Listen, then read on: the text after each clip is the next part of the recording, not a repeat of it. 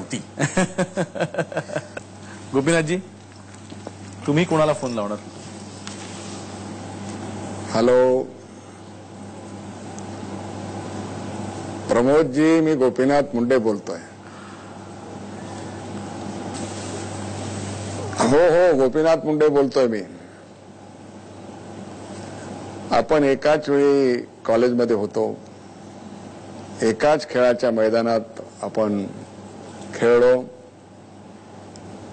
एकाच वेळी अंबाजोगाई सोडून आपण पुण्याला शिकायला गेलो, एकाच वेळी आणीबाणी जेलमध्ये गेलो, एकाच वेळी आपण राजकारणात आलो,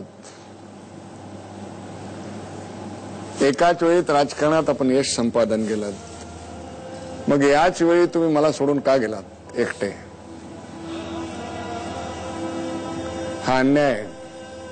तुमचं अचानक सोडून जाण्यामुळं माझं नाही, देशाचं नुकसान झालंय. कारण देशाला पंतप्रधान पदाचा उमेदवार नाहीये. तुम्ही असतात, परत या. तुम्ही आलात तर या देशाचे प्रधानमंत्री होऊ शकाल, एवढी तुमची योग्यता आहे. असा तुम्ही एक डाव मांडला आणि हा डाव असाच अर्ध्यावर का सोडला, हा माझा तुम्हाला प्रश्न आहे. मित्र म्हणून मला विचारण्याचा अधिकार आहे.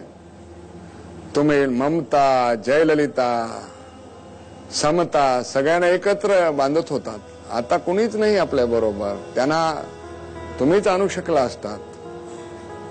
शिवसेनेत आमच्यातही कधी मतभेद होतात, पण ती कशी टिकवायची ह्याची कला तुम्हाला अवगत होती, आम्हाला कुठे. अशा स्थितीमध्ये तुमचं असणं किती आवश्यक होतं. आणि तुम्ही देश आज परत या. तुम्ही आलात तर या देशात नक्की क्रांती झाल्याशिवाय राहणार नाहीत. आणि तुम्ही आलात तर माझ्यासारखे असंख्य लोक तुमच्या पाठीमागे उभा राहून ही क्रांती घडवल्याशिवाय राहणार नाहीत. पुनर्जन्मावर माझा विश्वास आहे. कदाचित तुम्ही याच देशात जन्म घेतला असेल आणि तोच प्रमोद महाजन या देशाला निश्चित महाशक्ती केल्याशिवाय राहणार नाही, विश्वास वाटतो. तुम्ही बोललात याबद्दल धन्यवाद.